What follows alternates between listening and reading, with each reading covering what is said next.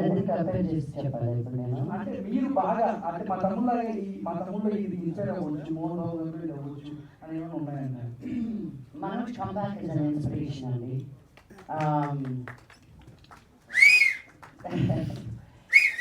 Because I hope ప్రతి youth మనం చాలా టైం లైఫ్లో అందరికీ ఆ టైం వస్తుంది, నాకు ఇది ఇక్కడితో ఎండ్ అయిపోతే బాగును అనేది ఆ ఫీలింగ్ ప్రతి ఒక్కరి లైఫ్లోనూ వస్తుంది.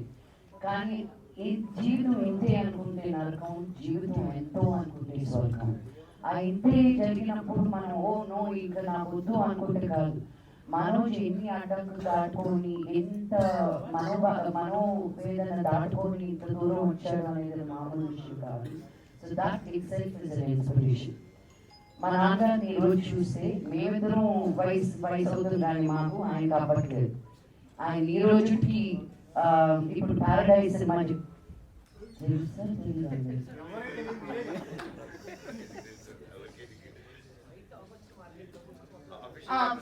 చెప్తాను మరి నాకేమనుకోడు అఫీషియల్ గా రాలేదా? ఓ అనుకున్నా విన్నానండి నేను.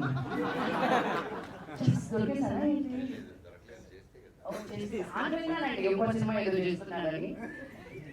ఆ సినిమాకి ఆయన క్యారెక్టర్ కి ఆయన ఫోటోలు తీసుకునేటప్పుడు అమలు ఇచ్చుడు నా బాడీలో ఆయనకున్న మసిల్స్ నాకు లేవు.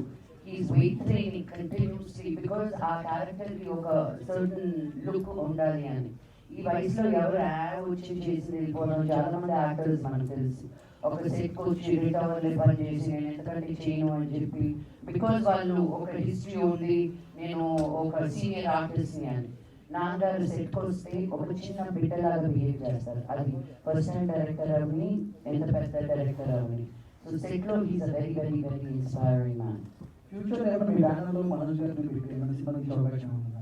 ఎస్ అండి, వాటితోనే చేయాలని ఉంటున్నాను. నేను ఇక్కడికి వచ్చింది కూడా నేను మీకు తెలుసా అని ప్రొడ్యూసర్గా చేశాను, నన్ను చుమ్మంది నాడు ప్రొడ్యూసర్గా చేసి నువ్వే నన్ను లాక్ చేసింది. ఇక్కడ ఊగొడతారా ఉలికి పడతారా అని చేయించారు. ఇప్పుడు ఫ్యామిలీ యాక్టర్ ఫ్యామిలీ యాక్టర్ అయ్యారు మనోజ్ గారు, అంటే కొంచెం రిలేషన్ కూడా కొంచెం పెరుగుతుంది. అక్కడ కొంచెం రిజల్ట్ చేస్తాడని అనుకుంటున్నాను నేను. వాటికి కలిపి పిలిచేమన్నావా?